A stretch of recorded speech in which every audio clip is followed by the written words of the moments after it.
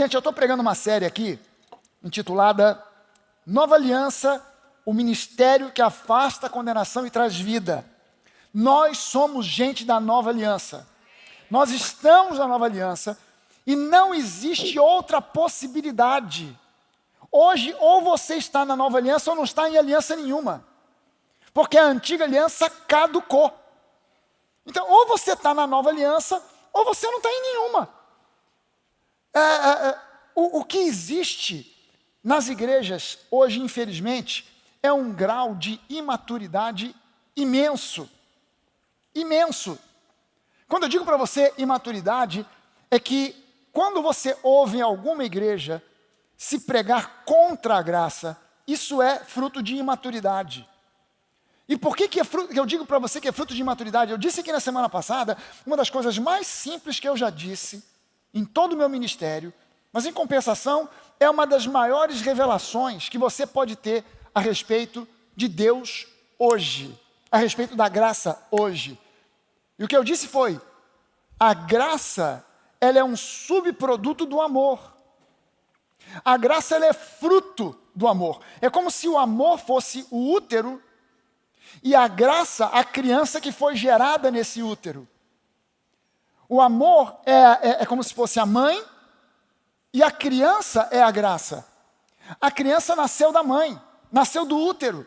Da mesma forma, a graça, ela só existe porque primeiro existe o amor. Deus não é graça, Deus é amor. Mas Deus é um Deus de graça. Por quê? Porque Ele é amor e a graça vem do amor. A graça flui do amor. Primeiro vem o amor, depois vem a graça. Quando alguém não entende a graça, na verdade o que essa pessoa não entendeu foi o amor.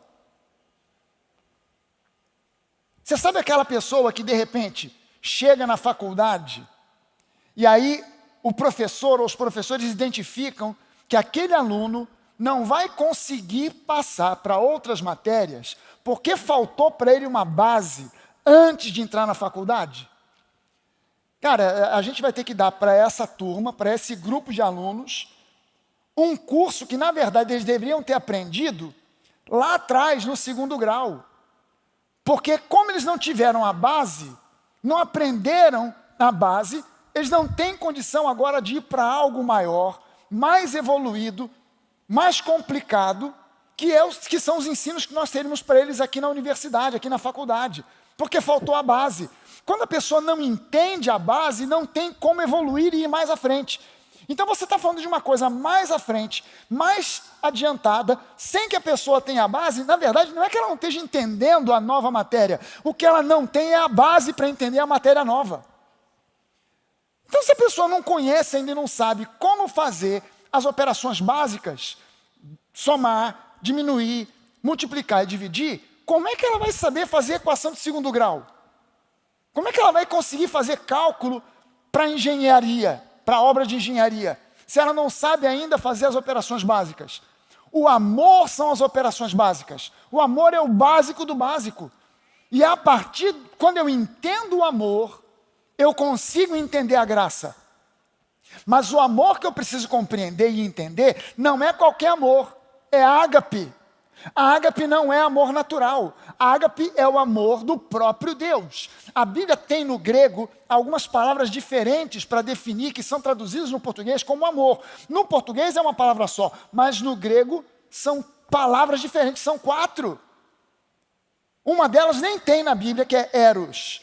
Eros, que é normalmente traduzido ou descrito nos cursos de filosofia como o amor erótico, o amor sexual, o amor de atração física. Na verdade, aliás, eu disse até errado, nos cursos de filosofia nem é descrito dessa forma, porque a descrição original de eros é amor estético. Platão fala demais sobre eros. Platão, ele descreve sobre o amor platônico. O que é o amor platônico? Todo mundo já ouviu falar de amor platônico? Quem é que já teve uma paixão platônica na vida? Só eu e aquela menina lá atrás. O resto é tudo mentiroso. Aleluia, perdoa, Senhor, agora. Lava com teu sangue, Jesus. O que é amor platônico? É aquele amor não declarado, né? A pessoa olha, se apaixona, mas não tem coragem de dizer, então fica só de longe. E como é um amor só de longe, ele no máximo é um amor estético. Porque se conhecer, também vou fazer uma outra pergunta para você. Já teve um amor platônico, que enquanto era platônico, que maravilha, mas quando você conheceu a pessoa para valer, o amor morreu na hora. Fez igual aquela flor que murcha, assim, já? Né? Por quê? Porque o amor platônico é um amor estético. Um amor platônico pode ser, inclusive, quando Platão descreve amor platônico, ele fala, inclusive, da admiração por uma obra de arte. Você olha para uma obra de arte e se apaixona. Caramba, que coisa perfeita. É a Mona Lisa. É o Davi de Michelangelo. Caramba, que coisa maravilhosa.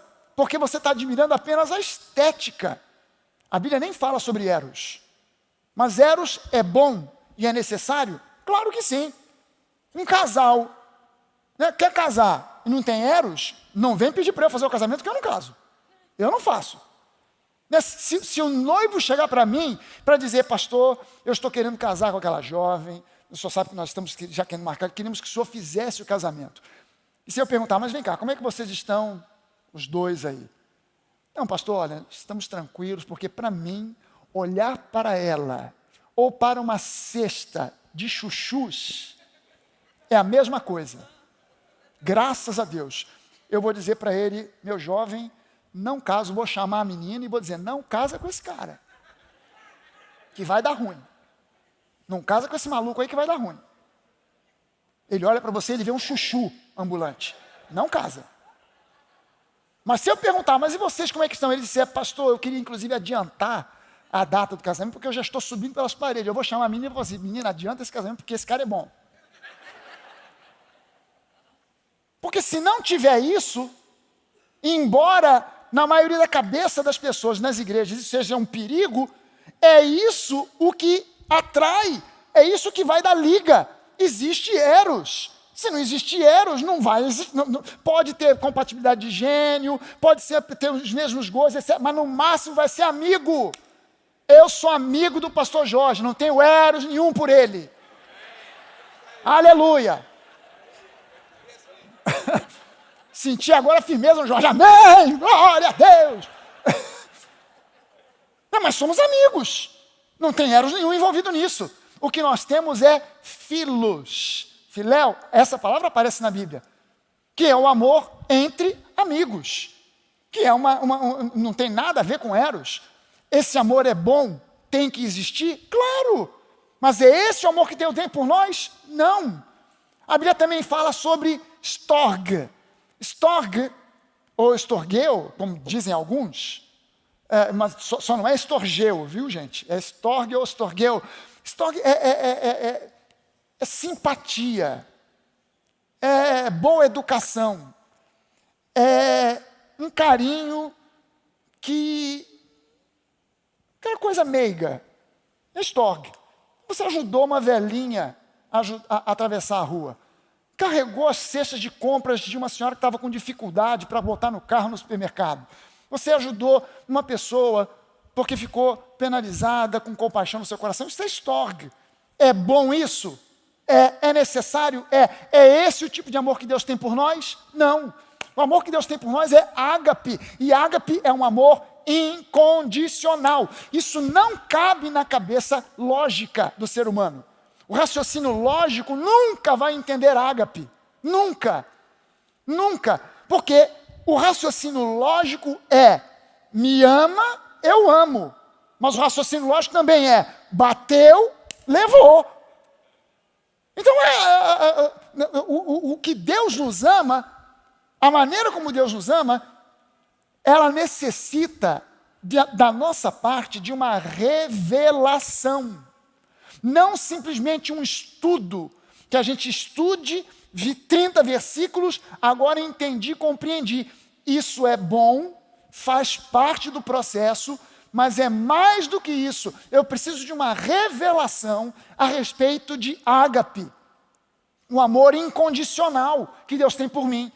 Porque é com essa qualidade de amor que eu vou amar de volta a Deus.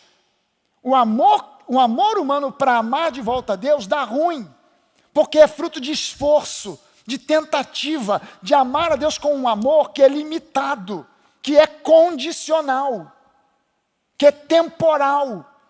Então só tem um jeito de eu amar a Deus de forma perfeita, da maneira que a Bíblia pede que eu ame.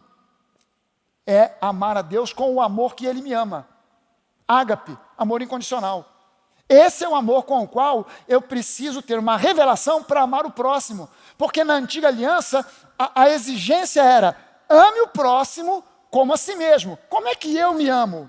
Com o amor natural. Então, eu vou amar o próximo com o amor que eu tenho por mim. Mas esse não foi o pedido que Jesus fez para nós. Amem o seu próximo como eu amei vocês. Peraí, Jesus me amou com ágape. Não foi com amor condicional. A Bíblia diz que ele amou os seus discípulos e os amou até o fim. Se fosse condicional, o que Jesus ia dizer? Todo mundo fugiu. Pedro me negou 3 vezes. Judas, então, eu estou aqui nessa situação por causa dele. Então, inferno para todos eles, meu pai. Era isso que Jesus ia dizer. Vou dar uma aliviada só para João, que ficou ali aos pés da cruz. O resto, inferno para todos eles. Não, mas a Bíblia diz que Jesus amou os seus discípulos até o fim.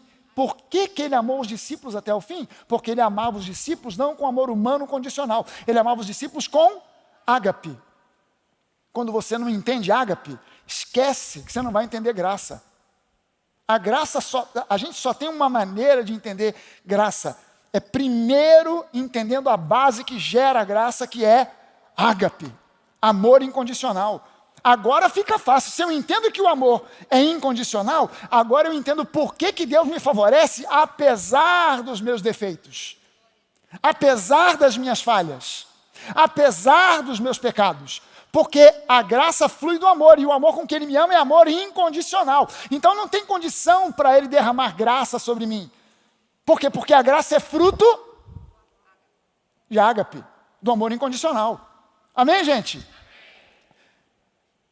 E nós, na nova aliança, somos amados com ágape.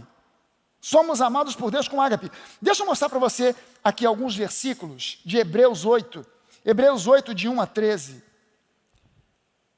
Eu vou ler essa passagem que é bastante extensa, mas é importante para a gente entender aqui aonde a gente quer chegar nessa manhã. Hebreus 8, começando no versículo 1, diz assim: o mais importante... Diga aí, o mais importante. O que é o mais importante? É o que é mais importante. Aleluia. O mais importante é que nós temos um sumo sacerdote, sentado no lugar de honra, à direita do trono de Deus majestoso, do Deus majestoso no céu. Quem é esse sumo sacerdote? Jesus. Ele ministra ali, no verdadeiro tabernáculo, o santuário construído pelo Senhor e não por mãos humanas. E visto que todo sumo sacerdote deve apresentar ofertas e sacrifícios, era necessário que esse sumo sacerdote, Jesus, também apresentasse uma oferta. Se ele estivesse aqui na terra, nem seria sacerdote, já que existem sacerdotes que apresentam as ofertas exigidas pela lei. Jesus não era da tribo de Levi, então se ele estivesse aqui na terra, como sumo sacerdote, nem sacerdote, ele seria muito menos sumo sacerdote, porque para ser sacerdote tinha que ser da tribo de Levi, Jesus era da tribo de Judá. Para ser sumo sacerdote tinha que ser da família do primeiro sumo sacerdote, que foi Arão. Jesus não era, então, se fosse aqui na terra, por uma questão terrena, nem sacerdote ele seria. Versículo 5 diz assim: o serviço sacerdotal que eles realizam é apenas uma representação, uma sombra das coisas celestiais. Pois quando Moisés se preparava para construir o tabernáculo, Deus o advertiu, dizendo o seguinte: cuide para que tudo seja feito de acordo com o modelo que eu lhe mostrei aqui no monte. Agora, porém, Jesus, o nosso sumo sacerdote, recebeu um ministério superior. Você pode repetir comigo essa frase? Jesus recebeu um ministério superior, pois ele é mediador de uma aliança superior, baseada em promessas superiores. Se a primeira aliança fosse perfeita, não teria havido necessidade de outra para substituí-la. Mas quando Deus viu que o seu povo era culpado, ele disse o seguinte: está chegando o dia, diz o Senhor, em que farei uma nova aliança com o povo de Israel e de Judá. Não será como a aliança que eu fiz com os seus antepassados, quando os tomei pela mão e os conduzi para fora da terra do Egito. Eles não permaneceram fiéis à minha aliança, e por isso eu lhes dei as costas, diz o Senhor. E esta é a nova aliança que eu farei com o povo de Israel depois daqueles dias, diz o Senhor. Porei as minhas leis em sua mente e as inscreverei em seu coração. Eu serei o seu Deus, eles serão o meu povo. E não será necessário ensinarem aos seus vizinhos e aos seus parentes, dizendo: você precisa conhecer o Senhor. Esse primeiro verbo conhecer, nesse versículo aqui, nós temos duas vezes o verbo conhecer. A primeira vez que ele aparece aqui, você precisa conhecer o Senhor, no grego é gnosko. Gnosko vem de gnose. Gnose significa conhecimento intelectual. Então o que ele está dizendo aqui? Naquele novo tempo da nova aliança, você não vai conhecer a Deus como deveria, através de gnose, de conhecimento intelectual. Conhecimento intelectual é ruim? Não. É bom? Sim. É necessário? É. Mas é através do conhecimento intelectual que você vai conhecer quem Deus realmente é? Não. Naquele dia, na nova aliança, vocês não precisarão mais dizer a seus parentes e vizinhos: você precisa conhecer por meio de gnose o Senhor, pois todos, desde o mais humilde até o mais importante, me conhecerão. Esse verbo conhecer agora aqui, no grego é eido, e eido significa conhecer por experiência, por intimidade, por relacionamento. Hã? Amém? Quem aqui é casado? Deixa eu ver aqui, peraí, levanta a mão com vontade, gente. Você é casado ou não está? Já estou quase, pastor, tá meio assim. Não, levanta a mão. Vem cá, você casou com quem casou? Porque você leu um tratado a respeito daquela pessoa? Você leu o currículo dela? E aí você chegou à conclusão intelectual que aquela pessoa é honesta, gente boa, legal, bacana, inteligente, bem formado ou bem formada e tal. Inclusive o pai tem muito dinheiro. Foi nessa base, ou você não consegue nem explicar por que casou com aquela pessoa. Não estou falando da pessoa que está me olhando e fala assim: pastor, não sei nem por que eu casei com este traste. Não estou nesse ponto aí não. Mas você entende que a gente não casa com base em fatores intelectuais? Que muitas vezes, com base no fator intelectual, o pai, a mãe, o pastor, todo mundo aconselha dizendo: não casa, eu estou vendo que vai dar ruim, essa pessoa é assim, assado, mas eu quero. Mas tu vai casar, olha só, essa pessoa é um vagabundo, não trabalha, maconheiro, não tem jeito, mas está apaixonada. Se fosse pela intelectualidade, agora ele está dizendo aqui que na nova aliança, o que vale para conhecer a Deus não é um estudo profundo, detalhado da Torá. Isso é bom, tem o seu espaço, mas você precisa de mais do que isso. Você precisa de uma experiência de relacionamento com Deus. Já conheci muitos pastores, pregadores, que conhecem a Deus intelectualmente, mas nunca tiveram uma experiência de convivência, de relacionamento com Deus.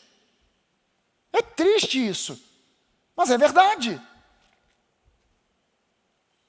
No versículo 12, agora seguindo a gente, ele diz: nessa nova aliança, eu perdoarei a sua maldade e nunca mais me lembrarei dos seus pecados. Na versão mais clássica, diz assim: eu perdoarei as suas iniquidades e dos seus pecados eu jamais me lembrarei. Quando Deus fala, versículo 13, quando Deus fala de uma nova aliança, significa que tornou obsoleta a aliança anterior. E aquilo que se torna obsoleto e antiquado, logo desaparece. Prestou atenção no que ele está dizendo aqui? Ele tornou a antiga obsoleta. A Constituição da época do Império, de D. Pedro II, era uma Constituição maravilhosa, mas hoje ela é obsoleta, é peça de museu. Amém? Ninguém entra em algum lugar para requerer os seus direitos com base na Constituição da época do Império. Por quê? Porque aquela lei hoje é obsoleta. Ela teve um período de validade. Ela não era obsoleta enquanto ela estava valendo. Mas houve um momento em que olharam e disseram: essa Constituição foi boa para a época do Império, o Império acabou, precisamos de uma nova Constituição. Fizeram uma nova Constituição e a partir de lá essas Constituições foram sendo feitas, atualizadas, e a Constituição que vale hoje não é mais a da época do Império.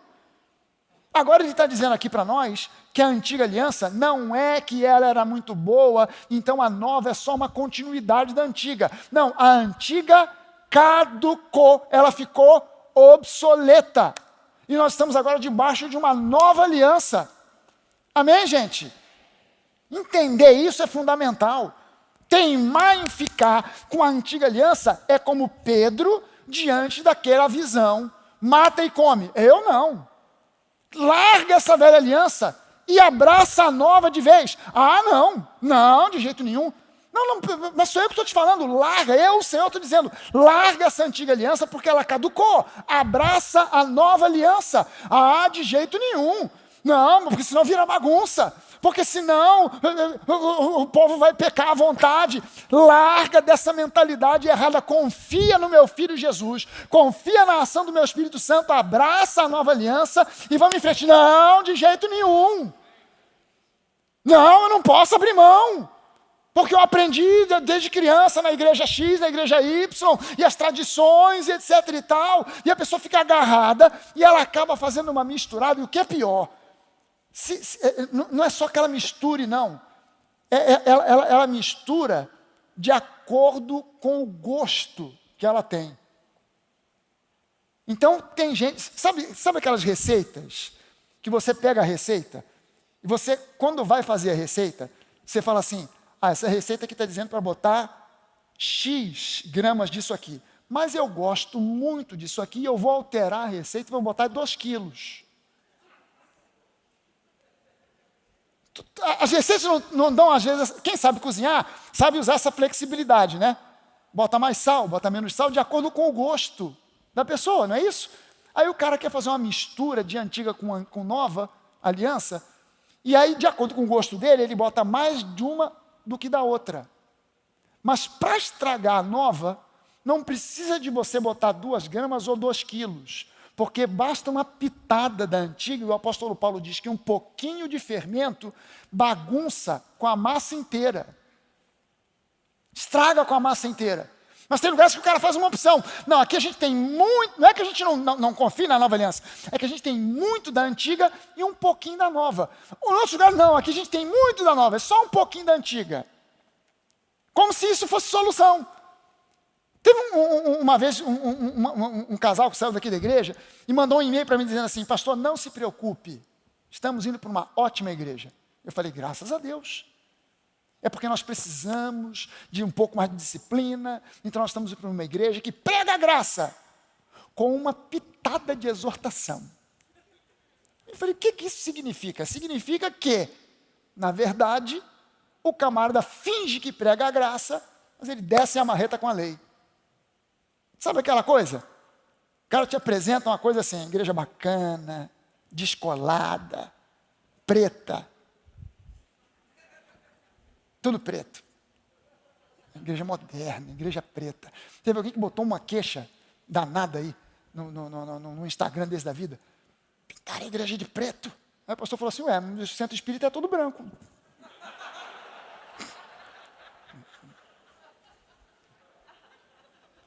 Está queixando é só mudar. Não tem problema nenhum. A igreja é toda preta. Tem luz piscando para lá, luz piscando para cá. Olha só que maravilha, o pessoal do louvor, todo mundo de calça rasgada. Tem um cara até de boné tocando ali. Que modernidade, que maravilha. O pastor vem todo tatuado, com brinco, com piercing, cabelinho cortado na navalha, com aquele topete assim. No meu tempo de criança chamava Gumex. Fazia aquele topete assim na frente. Que maravilha. Aí o cara, quando começa a pregar, quando você ouve, só vem a antiga aliança. Não é o Antigo Testamento. Eu prego o Antigo Testamento mais do que todo mundo que eu conheço. Mas eu entendo que o Antigo Testamento tem sombras e tipos que revelam, apontam para Jesus. Se você prega o Antigo Testamento e tudo que você aprendeu foi sobre Davi, deu ruim. Tudo que você aprendeu foi sobre Abraão, deu ruim. Tudo que você aprendeu foi sobre Moisés, deu ruim. Já teve uma pessoa que chegou aqui na igreja e falou assim, pastor, até que enfim eu encontrei uma igreja que fala sobre Jesus. Eu falei, mas você não estava na igreja que falava sobre Jesus? Pastor, passei 20 anos na igreja, aprendi tudo sobre Davi, sobre Moisés, sobre Abraão, mas não sei nada sobre Jesus. Agora eu estou aprendendo. A antiga aliança não dá para fazer uma misturada, não é uma questão de aparência de modernidade. A questão não é essa. A questão é o que sai do púlpito, o que sai dos louvores, quais são as letras que estão sendo cantadas nas músicas, o que está sendo pregado. É a nova aliança, está revelando Jesus. Jesus está no centro dessa história toda. Jesus é o centro da igreja, é o centro da sua vida. As duas grandes bases que regem a nova aliança são a graça e a fé. Não tem outra. A grande base da antiga aliança era a lei. Na nova aliança é graça e fé. Houve algumas alianças de Deus com algumas pessoas do Antigo Testamento, como a aliança que Deus fez com Noé, fez a aliança com Abraão, fez a aliança com Davi, mas quando a Bíblia fala da antiga aliança, ela está se referindo à aliança feita por Deus com o povo de Israel no Monte Sinai, que teve como mediador Moisés. Essa aliança constava de ordenanças que tinham que ser cumpridas à risca, com implicações de bênçãos, como consequência da obediência, ou de maldições, como consequência da desobediência. É só você ler Deuteronômio 28 e você tem um resumo lá. Se vocês obedecerem a todos esses mandamentos que eu hoje dou para vocês, virão todas essas bênçãos. Do versículo 2 ao versículo 14, bênçãos. Bênção ao entrar, bendito ao sair, bendito o fruto do teu ventre, bendito a tua amassadeira, bendito isso, bendito aquilo. Do versículo 15 ao 69, maldições. Olha a proporção, um pouquinho de bênção e um monte de maldição. Maldito ao entrar, maldito ao sair, bendito no campo, bendito na cidade. Teu casamento, tua mulher vai te trair. Você vai casar com ela, mas quem vai dormir com ela é outro cara. Está previsto lá na maldição da lei. Você vai ter doença de tudo quanto é jeito. E ele começa falando de tuberculose. Você lê lá, não sabe, é tísica. Coisa horrível deve ser isso. É tuberculose. Lepra, tudo vai. E ele diz assim, vão se apegar a você essas doenças e todas as outras que também não estão escritas aqui. Aquela lista de maldição. Por quê? Obedeceu, na lei obedeceu, bênção. Não obedeceu, pumba, maldição. Portanto, ao se referir à antiga aliança, a Bíblia está se referindo à aliança do Sinai, aos 10 mandamentos que foram escritos pela mão do próprio Deus, em 2 tábuas de pedra, fora os outros 603 mandamentos que ficaram registrados em pergaminhos, num total de 613 mandamentos que tinham que ser rigorosamente obedecidos, um por um. Agora é necessário entender que a nova aliança não é uma continuidade da antiga, mas sim uma nova aliança que veio substituir, ou seja, veio ocupar o lugar da antiga.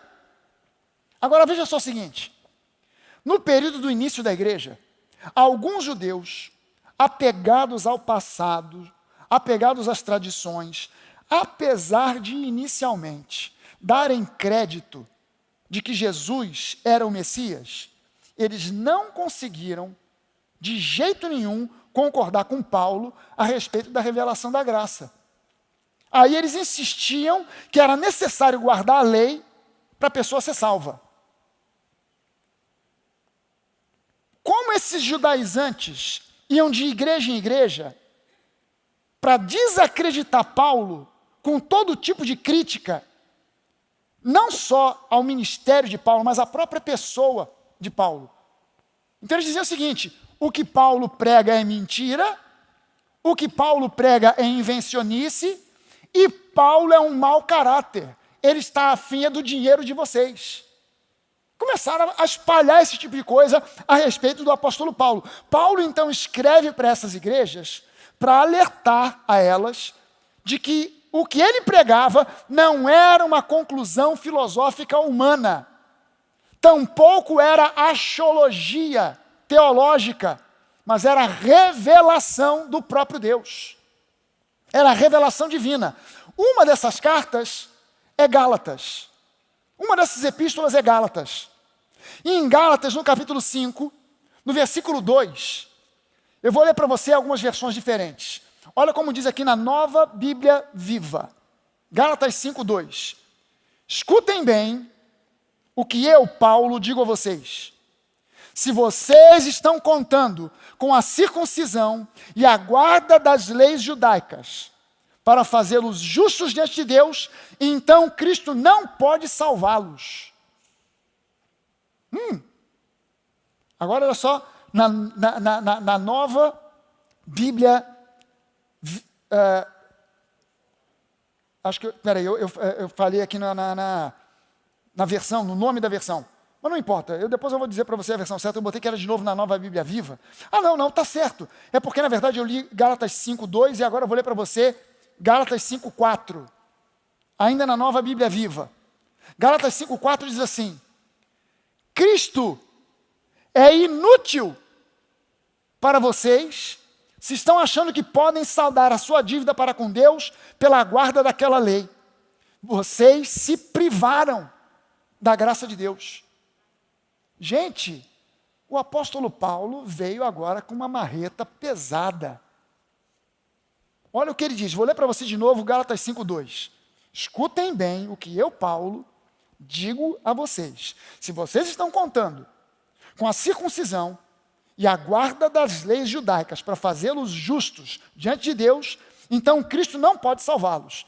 Aí mais adiante no versículo 4, mesmo capítulo 5, ele diz: Cristo é inútil para vocês se vocês estão achando que podem saldar a sua dívida para com Deus pela guarda daquela lei. O que vocês fizeram? Vocês se privaram da graça de Deus. Na Nova Almeida Atualizada, Gálatas 5:4, diz assim: vocês que procuram justificar-se pela lei estão separados de Cristo. Vocês caíram da graça de Deus. Prestou atenção aqui no que ele disse aqui? Quem procura se justificar pela lei, procurando justiça, caminho para Deus através da lei, ele diz aqui, está separado de Cristo. Vocês caíram da graça. Paulo não associou cair da graça com pecado. Fulano pecou, caiu da graça. Não é isso que a Bíblia diz. Não, o fulano é legalista, caiu da graça. Ficou até um silêncio. Quer dizer que quem é legalista, que tem uma pitada de lei na sua mensagem, de um púlpito, na verdade está pregando de uma outra plataforma, que não é a graça e a fé, mas é graça mais lei. Qual é o resultado dessa soma? Graça mais lei. Não, pastor, mas é 90% de graça e só 10% de lei. Qual é o resultado disso? Desligamento de Cristo. Deu ruim. Deu ruim demais. Deu ruim, não foi um ruim qualquer não. Ô paulista, vamos passar roupa agora? Legal, tá certo, beleza. Pediram, mandaram, tá mandado. Legal. Quem é que vai passar a roupa aqui? É você, né, Vânia? Vem cá. Fica à vontade. Vai passando aí. O que você tem para passar aí? Tem uma camisa. De quem é essa camisa aí? É minha?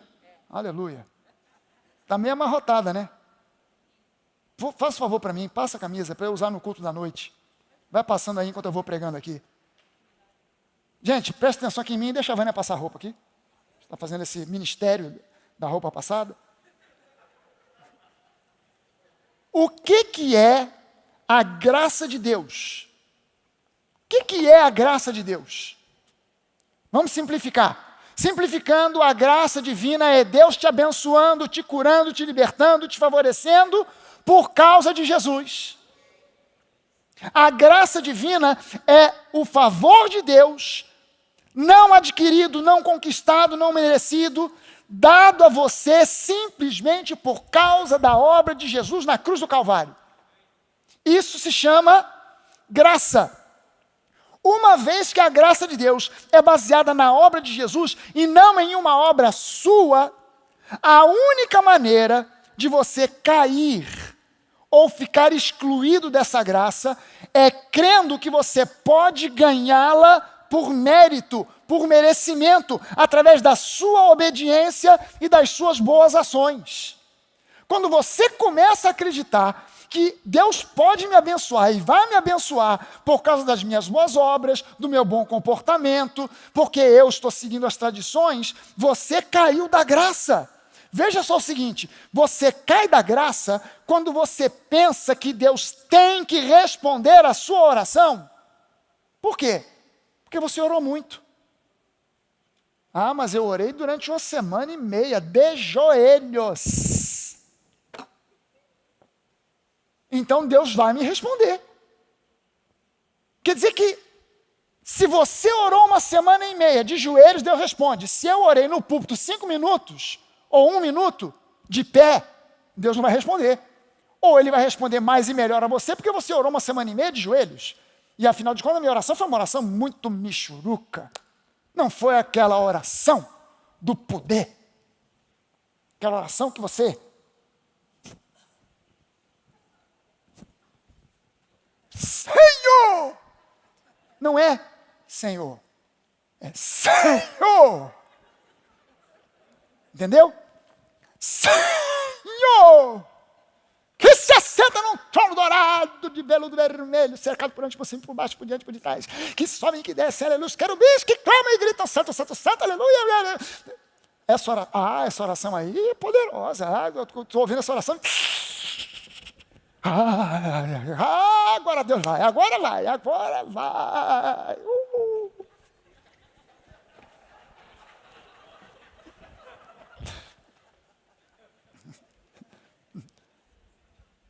Mas e o pastor Fragado, como é que ele orou? Senhor, abençoa. Só isso? Tão rápido. Não é nem para sentir. Não é para sentir, é para crer. O cara quer sentir. Pastor, ora aí. Senhor abençoa. Não, pastor. Bota a mão, saculeja. Gasta tempo aí, eu quero sentir. Você quer sentir ou quer crer? Você quer apenas uma sensação ou quer cura? Você quer se sentir bem ou quer sair abençoado? Se tudo que você quer é uma sensação, é mole. Você vem, a gente faz um teatro, segura, saculeja pelas orelhas. Amém, meu Deus, agora com a tua unção. Agora, você quer que Deus faça uma obra transformadora e real? É na crença, não é no sentimento. É naquilo que a gente crê. É naquilo que a gente... Não naquilo que a gente vê. Você cai da graça quando você acha que por estar servindo na igreja, por ter vencido um determinado mau hábito, então agora Deus está satisfeito com você, então Ele tem que te abençoar. Então, logicamente, Ele vai me abençoar, porque afinal de contas eu venci esse mau hábito. Afinal de contas eu estou servindo na igreja, então agora Deus vai me abençoar. Quando você pensa que é por causa dos seus esforços e obediência que você recebe as bênçãos de Deus, você se torna como os fariseus. Eles acreditavam que ao guardar a lei, obedecendo os mandamentos da lei, obedecendo as regras e realizando os sacrifícios que a lei determinava, ou seja, apenas cumprindo regras, mandamentos, tarefas religiosas, isso iria justificá-los e ia garantir que Deus os abençoaria. Era assim que eles raciocinavam. Mas a verdade é que quando você acredita como eles, você se torna distante de Cristo. Olha só o que diz Gálatas 5,4, lembre-se de Gálatas 5,4. Vocês que procuram justificar-se pela lei, estão separados de Cristo, vocês caíram da graça. Sabe, no original grego, a expressão, vocês se separaram de Cristo, ou estão separados de Cristo, também pode ser traduzido como, Cristo se tornou sem efeito para vocês. Uau, isso é triste. Isso significa que tais pessoas tentando achar justificação diante de Deus pelas suas obras, tentando merecer suas bênçãos e a vida eterna em função das suas ações de bondade, de caridade ou de religiosidade, ficaram desligadas, desconectadas de Cristo. Ou seja, Cristo se tornou de nenhum efeito para elas. Imagine ficar desconectado justamente daquele que é a única fonte de salvação, de redenção, de cura e que pode prover todas as tuas necessidades. Imagina só isso. Com certeza, você vai sempre querer que Cristo tenha efeito para a sua vida. Claro! E aí, Vânia, passou? Passei, pastor. Deixa eu ver. Misericórdia. Misericórdia, Vânia. Esse tempo todo aqui, você... Foi esse o resultado que você conseguiu? Eu alisei muito. Alisou pra caramba, fez força. Com a mão, fiz força, fiquei sarado, braço bom, Não deu nada. não deu nada. Mas deve ser o ferro, né? Esse ferro deve ser ruim demais, né? Tá até no máximo já. Eita ferro. É bom, pastor. Black Decker. Tem muito gueringueri, mas ele passa direitinho. Esse ferro é bom. É bom. Então o problema não é o ferro. Vai ver que é a tauba. Tava direitinho, pastor. Tauba. Ó, A tábua também é boa. esse revestimento Ainda tem esse revestimento cor-de-rosa, que fashion, revestimento fashion. Legal.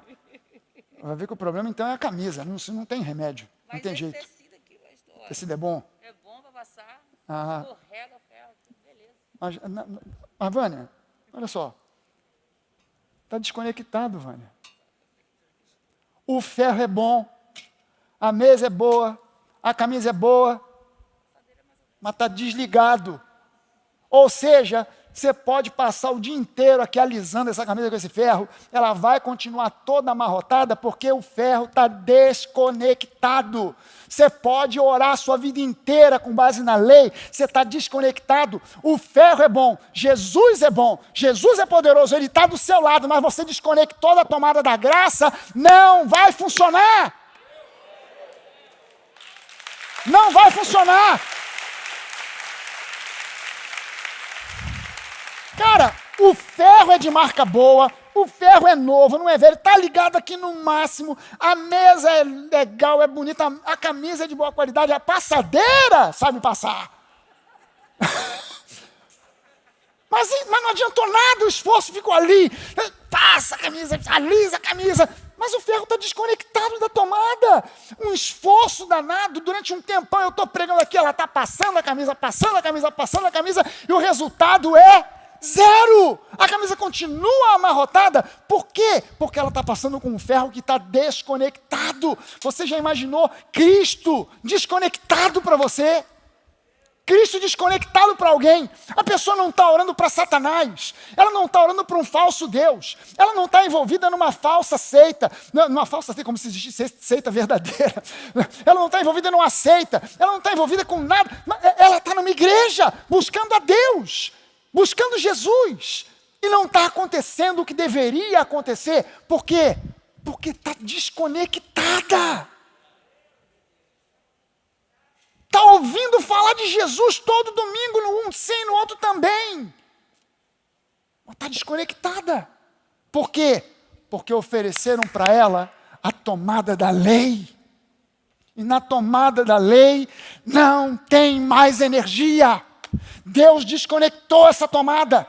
Deus desligou essa tomada, essa fonte não funciona mais. Você pode botar lá e pensar que é 110, é 220, mas ela não funciona. A companhia de força da lei foi extinta. O que está valendo agora é a graça, e você tem que conectar, é a graça.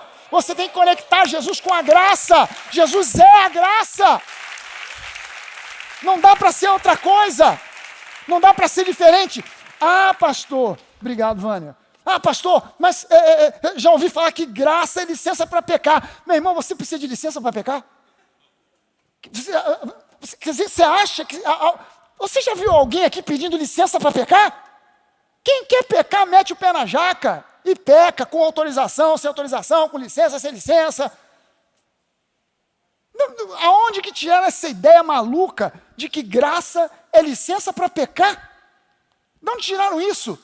Nunca vi um pastor, quer dizer, possuindo sanidade, né? O cara com sanidade mental, dizer para alguém que está liberado agora. Até já vi, claro, maluco, doente, doido, querendo, sei lá, pregar para encher a igreja. Ah, você pode pegar à vontade, porque isso é só o corpo, o espírito já está salvo. Isso é só a carne. Não tem problema nenhum, no espírito já está salvo. Pois é, esse tipo de pessoa que crê numa doutrina maluca dessa, um dia vai tomar um susto. Qual é o susto, pastor? Ninguém vai ficar aqui para semente. Um dia a pessoa vai morrer. Quando eu fechar o olhinho aqui, abre do lado de lá.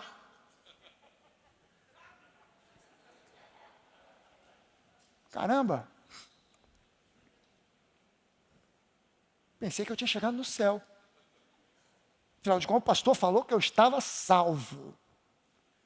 O pastor disse que no espírito já estava tudo resolvido, que aquelas coisas todas que eu fazia, aquilo era só a carne. Mas eu estou achando esquisito porque me falaram que o céu é um lugar de muita luz, que está meio escuro.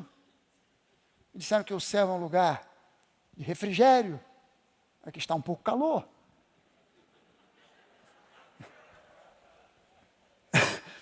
Me disseram que vinham anjos no céu para me receber. E eu estou vendo ali duas figuras chegando para me receber. Uma tem chifre, a outra tem rabo. Não estou entendendo. De repente, se ilumina um portão. Pum! Escrito assim no portão, bem-vindo ao inferno.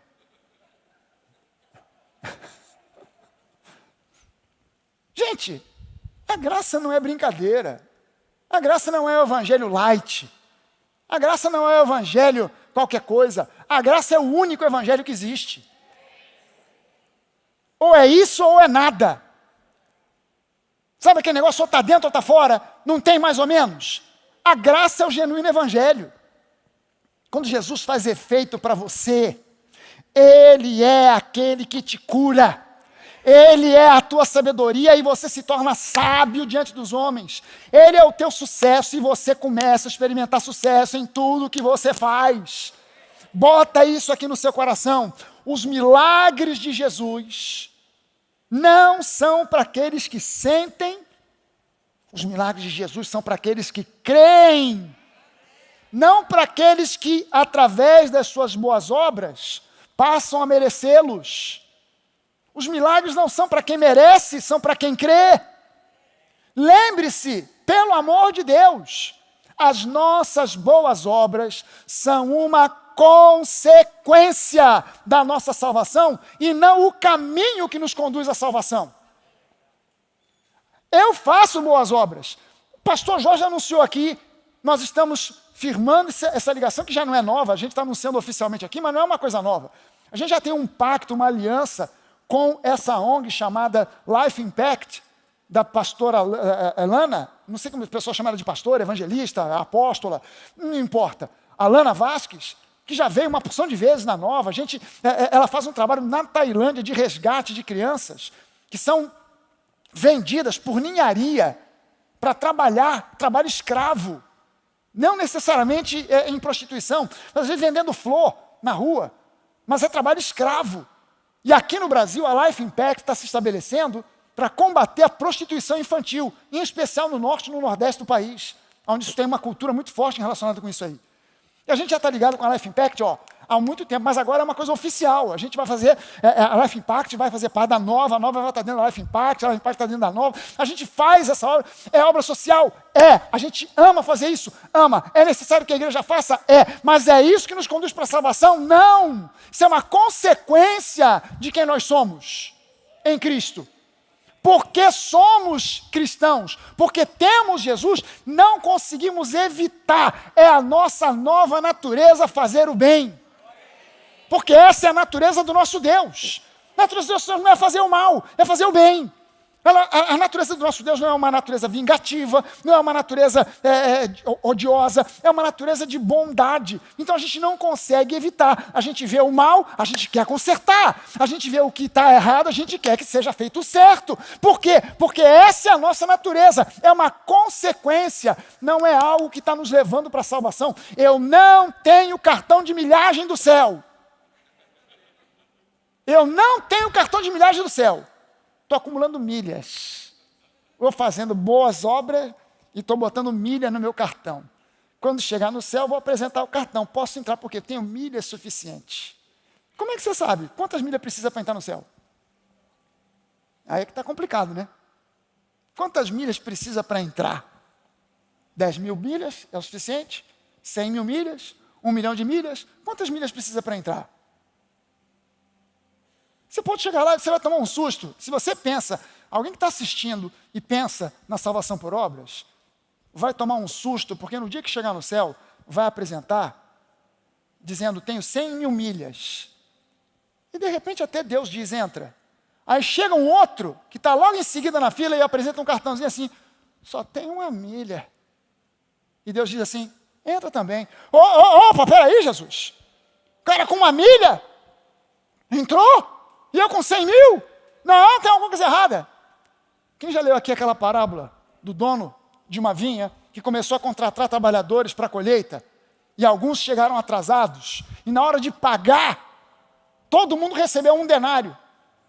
E aí o cara que passou o dia inteiro trabalhando viu o sujeito que chegou atrasado, trabalhou só 2 horas, recebeu a mesma coisa que ele. Aí o cara reclamou. Ô, patrão, peraí. O senhor está pagando para o cara a mesma coisa que eu? Trabalhei o dia inteiro, o camarada só trabalhou 2 horas, está recebendo a mesma coisa? Aí o dono da vinha vira para o cara e fala assim, vem cá, o que eu combinei contigo? Qual foi o contrato que a gente fez? O senhor combinou comigo que ia pagar 1 denário. Estou te pagando menos? Não, então fica quieto, porque o dinheiro é meu, eu faço o que eu quiser. Você está entendendo que quando o ladrão que estava ao lado de Jesus, crucificado ao lado de Jesus, virou para Jesus e pediu misericórdia. Jesus não olhou para ele e falou assim, agora? Agora é tarde, meu querido. Tu teve eu estou aí há 3 anos e meio andando para cima e para baixo, você não me conhecia? Tu nunca ouviu falar? Agora, aqui na última hora, tu está pedindo misericórdia? Agora, meu querido, o inferno te espera de boca aberta. Ó. Não, Jesus olhou para o cara e falou assim, ainda hoje, você estará comigo no paraíso. O cara não teve tempo de fazer boa obra. Não teve tempo nem de evangelizar ninguém. Teve tempo para nada. Cara, teve eu ainda trabalhava, eu era residente do Hospital da Polícia Militar. Serviço de cirurgia geral. Na minha enfermaria tinha um doente que estava internado lá, ad eternum. Porque o chefe da cirurgia geral, Dr. Ari Pires, por misericórdia, esse homem tinha um câncer de tireoide que deu metástase para tudo quanto é canto, para a medula, e ele estava paraplégico. E ele não tinha família, ele não tinha ninguém. E como o prognóstico dele era muito ruim, o doutor Ari Pires falou, deixa ele aí, porque ele não vai ter nem muito tempo de vida, pelo menos aqui ele vai sendo cuidado, vai sendo alimentado, a gente vai fazendo por ele o melhor possível. Ele era da minha enfermaria, esse cara, esse paciente. Esse paciente se converteu, ouvindo o programa evangélico de radinho de pilha. Eu não sei se ele estava escutando R.R. Soares, eu não sei se era o Bispo Macedo, eu não sei se era o Bispo Roberto Macalister da Nova Vida, eu não sei quem ele estava escutando, eu sei que ele se converteu ouvindo radinho de pilha. Sabendo ele que eu era crente, me chamou e pediu, doutor Fragalho, eu queria ser batizado nas águas. Aí eu falei, mas eu não sou pastor. Ah, pastor, doutor, mas eu quero ser batizado. Aí eu fui falar com o meu pastor. Falei, pastor, tem um caso assim, assim, assado, o que eu faço? Ele falou, batiza o cara. Sem problema, vai lá e batiza. Falei, mas o cara não sai da cama, ele está deitado lá, ad eterno. Não tem condição de levantar. Joga um copo d'água na cabeça dele. Dia seguinte eu fui lá, conversei com o cara, expliquei para ele sobre o batismo, expliquei o que a gente ia fazer, peguei um copo d'água, também não foi um copinho não, aí peguei um copão. Batizei o cara com um copo d'água. 1 ou 2 dias depois, esse cara morreu. Pergunto para você, esse camarada não teve tempo de falar de Jesus para ninguém. Esse cara não teve tempo de fazer boas obras. Ele tinha um currículo de ruindades que você não imagina. Esse camarada não foi salvo? Mas por que ele foi salvo? Porque o amor gera graça. E a graça salva qualquer um. A graça não escolhe dizendo, boas obras, está salva. Ah, nem tanto, então fica no canto de espera. Ah, más obras, aqui nem pensar. Não, a graça diz, aquele que vier a mim, de modo algum rejeitarei. De modo algum rejeitarei. Ah, mas é o assassino, é o bandido, é o feioso, é o drogado, é o tatuado. É muito novo, é muito velho. Aquele que vier a mim, de modo algum eu rejeitarei. Ah, mas aquele é rico, esse aqui é muito pobre. Aquele que vier a mim, de modo algum rejeitarei. Sabe, a igreja precisa acabar com essa hipocrisia do tipo, venha como está. Aí vem como está. Mas depois que aceita Jesus, agora tem que se moldar ao nosso jeito, ao nosso estereótipo. Espera aí, quem vai transformar aquela pessoa? Sou eu? É a igreja ou é o Espírito Santo? Mas para o Espírito Santo transformar, eu tenho que confiar na graça. E se a pessoa não mudar, pastor, e continuar com aquela bermuda, aquele chinelo, e até fumando? Irmão, quem é que disse para você que cigarro vai impedir você de entrar no céu? Pelo contrário, vai te levar para lá mais rápido.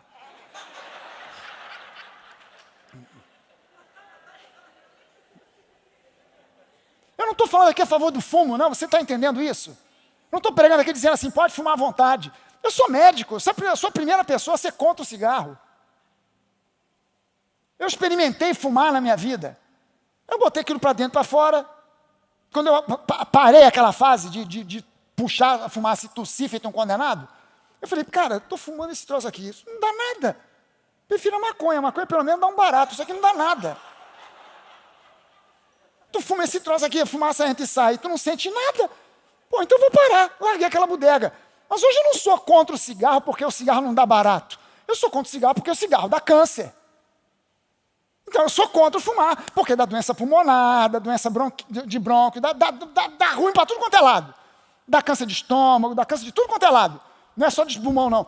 Então eu sou contra. Agora, não vem me dizer que porque o fulano fuma, ele não vai para o céu, porque o que leva para o céu não é o cigarro, é Jesus. Cara, não teve tempo ainda de largar aquela bodega daquele vício. Morreu com o cigarro na boca. E aí, pastor? Foi para o céu, com o cigarro e tudo. Por quê? Porque o que salva não são as obras, é a graça. O que nos abençoa não é o esforço, é o descanso. Quando a gente entra no descanso, resolveu. Amém, gente? Você pode ficar de pé, nós vamos orar.